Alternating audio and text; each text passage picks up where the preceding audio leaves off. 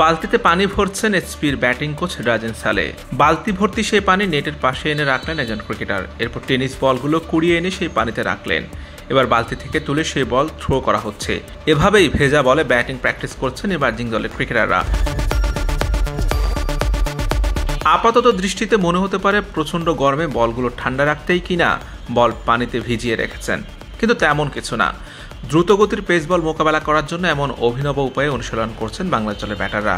এতে করে ব্যাটারদের রিফ্লেকশন পাওয়ার বাড়বে। মূলত সাউথ আফ্রিকার পেসারদের মোকাবেলা করার জন্য এই বিশেষ উপায়ে অনুশীলন। স্টাম্পের মতো চিকন একটা ব্যাট দিয়ে ব্যাট করছেন ইমার্জিং টিমের ব্যাটাররা, যেটা প্রস্থে সাধারণ ব্যাটের তুলনায় 3 ভাগের 1 ভাগ হবে। এর আগে এমন ব্যাট আগে কখনো দেখেননি নিশ্চয়ই।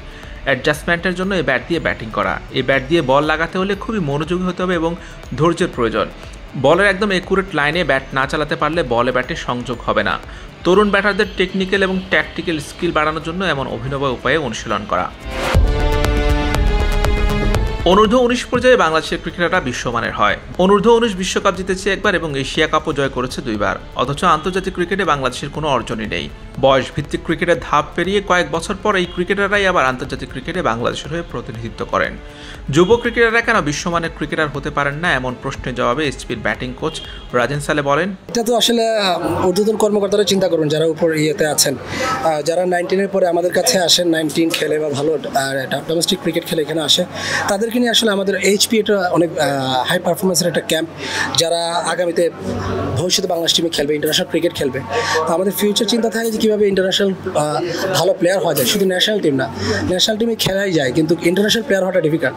তো আমি ইন্টারন্যাশনাল প্লেয়ার হতে হলে কী প্র্যাকটিস দরকার, কী মোটিভেট দরকার, কী কাজ দরকার, ওইটা নিয়ে আমরা আসলে কাজ করছি। এবং আমরা মনে করি যে একটা কোচকে যখন 5 মাস 6 মাস কাজ করিয়ে যদি সরিয়ে দেন, তাহলে ওই যে প্লেয়ারটা আছে ওই প্লেয়ার যখন আরেকটা কোচ পাবে, তো তার জন্য ডিফিকাল্ট হবে যে সে ভালো একটা প্লেয়ার হয়। কারণ একটা কোচের আওতাধীনে যদি একটা প্লেয়ার 2-3 বছর থাকে, তাহলে ওই প্লেয়ারটা তাড়াতাড়ি আমার গ্রো আপ হবে এবং ভালো খেলবে ইন্টারন্যাশনাল ক্রিকেট। 12 মে রাজশাহীতে শুরু হবে বাংলাদেশ দক্ষিণ আফ্রিকা ইমার্জিং দলের 3 ম্যাচের ওয়ানডে সিরিজ। দ্বিতীয় ও তৃতীয় ওয়ানডে 14 ও 16 মে রাজশাহীতে হবে। ওয়ানডে সিরিজের পর 2 দলকে ভেন্যু বদলাতে হবে।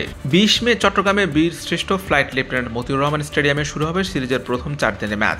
সিরিজের দ্বিতীয় তথা শেষ 4 দিনের ম্যাচ হবে মিরপুর শেরেবাংলায়। এই ম্যাচ শুরু হবে 27 মে থেকে। এই সিরিজ জয়ের চেয়ে ক্রিকেটারদের গেম ডেভেলপমেন্টে বেশি জোর দিচ্ছেন কোচ রাজেন সালে। অবভিয়াসলি আপনার গেম ডেভেলপ করা, বাচ্চাদেরকে গেম ডেভেলপ করা আমাদের প্রথম উদ্দেশ্য থাকবে, প্রথম লক্ষ্য থাকবে যে প্রতিটা ইন্ডিভিজুয়াল প্লেয়ার তার গেম কীভাবে ডেভেলপ করা যায়। তারপর তো অবভিয়াসলি আমরা সিরিজ জয়ের জন্য আমরা যাবো ইনশাল্লাহ। কোচের কথার প্রতিফলন দেখা গেল রিপন মন্ডলের ব্যাটিংয়ে। নেটে ব্যাট করার সময় ডাউন দ্য উইকেটে এসে উড়িয়ে মারলেন লং অন দিয়ে বল সীমানার বাইরে। এবার অফ স্টাম্পের দিকে একটু সরে গিয়ে হাঁটু কেটে বিশাল এক ছক্কা হাঁকালেন। ব্যাটার বোলার দুজনে তাকিয়েছিলেন বল কোথায় গিয়ে পড়ে শেষ পর্যন্ত। আবারও একই স্টাইলে হিট করলেন। এবারও বাউন্ডারির বাইরে নেটের কাছে গিয়ে পড়ল বল। রিপনের এমন ব্যাটিং দেখলে কে বলবেন তিনি একজন পেসার? পাক্কা অলরাউন্ডারের মতো এদের নেটে ব্যাট করছেন। বোলিংয়ের পাশাপাশি নিজের ব্যাটিংয়ের উন্নতিতেও কাজ করছেন।